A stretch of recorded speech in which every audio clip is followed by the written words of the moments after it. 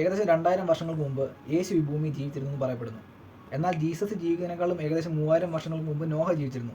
ഈ നോഹയുടെ കാലത്താണ് മഹാപ്രളയം ഉണ്ടാകുന്നത്. ബൈബിൾ ക്രോണോളജി അനുസരിച്ചാണ് ഞാൻ ഈ ഇയേഴ്സ് പറഞ്ഞത്. അപ്പോൾ ബൈബിൾ ക്രോണോളജി അനുസരിച്ച് നോഹ തൊട്ട് ഇന്ന് വരെ ഏകദേശം ഒരു 7000 വർഷങ്ങൾക്ക് അകത്താണ് ആകുന്നത്. ഈ നോഹയുടെ കഥ സത്യമാണെന്നാണല്ലോ ബൈബിൾ പറയുന്നത്. പക്ഷേ ഇപ്പോഴത്തെ കുറേ ക്രിസ്ത്യൻസ് തന്നെ പറയുന്നത് അത് സ്റ്റോറി ആയിരുന്നു എന്ന്. നോഹയുടെ കഥ സ്റ്റോറി ആണെങ്കിൽ അതിനെ തുടർന്ന് വന്ന ബാക്കി കഥകൾ സ്റ്റോറിയാണ്. ആദത്തിന്റെ 10ാമത്തെ തലമുറയാണ് നോഹ.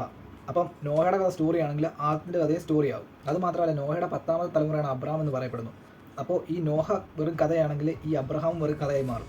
ഞാനിന്ന് പറയാൻ ഉദ്ദേശിക്കുന്നത് ഈ കഥകളല്ല, മറിച്ച് ഞാനിന്ന് രണ്ട് ടൈം ലൈൻ തമ്മിൽ കമ്പയർ ചെയ്യാൻ പോവാണ്. ബൈബിൾ ക്രോണോളജി അനുസരിച്ച് നോഹ തൊട്ട് ഇന്ന് വരെ ഏകദേശം ഒരു 7000 വർഷങ്ങൾക്കകത്താണ് ആയിരിക്കുന്നത്.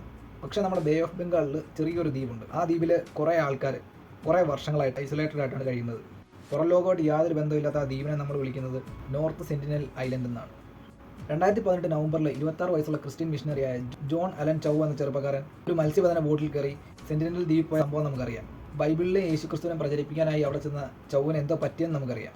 വളരെ ദാരുണമായ ഒരു അന്ത്യമായിരുന്നു ചൗവിൻ്റേത്. കാരണം ചൗ അവിടെ ചെന്നത് ഇവരെ ബൈബിൾ പഠിപ്പിക്കാനും അതുവഴി ഇവരെ ക്രിസ്ത്യാനികളാക്കാനുമായിരുന്നു. പക്ഷേ അതിന് പകരം അവിടെ സംഭവിച്ചത് ചൗവിൻ്റെ മരണമാണ്. അപ്പോൾ ആഫ്രിക്കയിൽ നിന്ന് പുറപ്പെട്ട ഹോമോ സാപ്പിയൻസ് ലോകത്തിൻ്റെ പല ഭാഗത്തായിട്ട് പോവുകയും ഐസേജിൻ്റെ കാലഘട്ടത്തിൽ അവരെങ്ങനെയോ ഈ നോർത്ത് സെൻട്രൽ ലൈനിൽ വന്ന് പെരുകയായിരുന്നു. അപ്പോൾ ഐസേജിൻ്റെ കാലം കഴിഞ്ഞതോടെ വെള്ളം ക്രമാതീതമായിട്ട് ഉയരുകയും പുറലോകമായിട്ടുള്ള ഇവരുടെ കോൺടാക്റ്റ് പൂർണ്ണമായിട്ട് കട്ടാകുകയുമായിരുന്നു. അതായത് ബൈബിളിലെ ക്രോണോളജി അനുസരിച്ച് നോഹയുടെ കാലം നടക്കുന്ന സമയം തൊട്ട് ഇന്നത്തെ വരെ സമയം കാൽക്കുലേറ്റ് ചെയ്താൽ ഏകദേശം ഒരു 7000 വർഷങ്ങൾക്കകത്ത് നിൽക്കത്തുള്ളൂ. അതേസമയം ഈ നോർത്ത് സെന്റിനൽ ഐലൻഡ് ഐസൊലേറ്റഡ് ആയിട്ട് ഏകദേശം 16000 തൊട്ട് 24000 വർഷം വരെ ആയിട്ടുണ്ട്. ഈ വർഷങ്ങളുടെ കണക്ക് നോക്കിക്കഴിഞ്ഞാൽ ഈ നോഹയുടെ കഥയും സെന്റിനൽസും തമ്മിൽ ഒത്തുപോകത്തില്ല.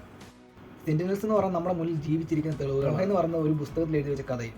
ഇവരെപ്പറ്റി ആദ്യമായി കണ്ടെത്തുന്നത് 1771 ജോൺ റിച്ചി എന്ന വ്യക്തിയാണ്. അപ്പം ഞാൻ പറഞ്ഞു വന്ന ഈ ടൈം ലൈൻ, അതായത് നോഹ തൊട്ട് ഇന്ന് വരെ ഏകദേശം 7000 വർഷവും ഇവർ ഐസൊലേറ്റഡ് ആയിട്ട് ഏകദേശം 10000 തൊട്ട് 24000 വർഷം വരെ ആയിട്ടുണ്ട്. അപ്പോൾ നോഹയുടെ പ്രളയം നടക്കുന്നതിന് മുമ്പ് ഇവർ ഐസൊലേറ്റഡ് ആയി. നോഹയുടെ കഥ അനുസരിച്ച് ലോകം മൊത്തം പ്രളയത്തിൽ മൂടിയിട്ടുണ്ടായിരുന്നു.